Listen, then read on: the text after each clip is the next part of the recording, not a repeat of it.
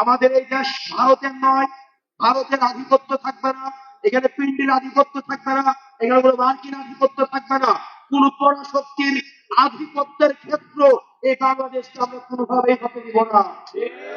সুতরাং মানবিক করিডোর নিয়ে যে প্রশ্নগুলো এসছে, এই প্রশ্নগুলো জাতিসংঘ এটির যথাযথ স্পষ্ট উত্তর দিয়ে জাতিকে যথাযথ পথ প্রদর্শন করুন এবং এই মানবিক করিডোর নিয়ে অন্তর্বর্তীকালীন সরকারের অবস্থান আমরা স্পষ্ট একটা অবস্থান দেখতে চাই, ধোঁয়াশার মধ্যে আমরা থাকতে চাই না। মনে রাখতে হবে বৈষম্যবিরোধী ছাত্র আন্দোলন সহ এই গণঅভ্যুত্থানে যারা জড়িত, আপনাদের কাজ তদবির করে প্রশাসনে দরজায় দরজায় ঘোরানো।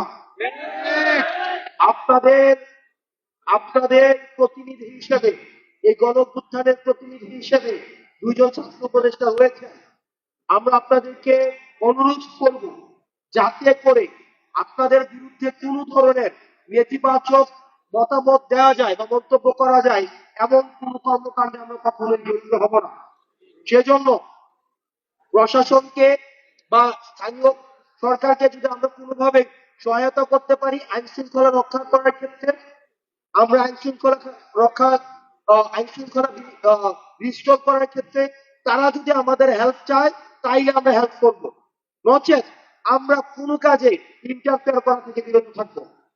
2 নম্বর বিষয়, আপনারা একটু রিঅর্গানাইজ করতে হবে নিজেদেরকে।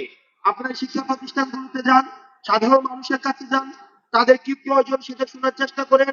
আহত শহীদ পরিবারের কাছে যান, আহত শহীদ পরিবারের চিন্তাগুলোকে, আহত শহীদ পরিবারের কষ্টগুলোকে, তাদের প্রয়োজনগুলোকে, তাদের প্রত্যাশাগুলোকে প্রাপ্তির মধ্য দিয়ে একটা যুগপথ মিলনের আপনারা চেষ্টা করেন। এবং আপনাদের প্রথম এবং প্রধান এখন বর্তমানে কাজ হচ্ছে আহত শহীদ পরিবারের প্রয়োজনগুলোকে পূরণ করা।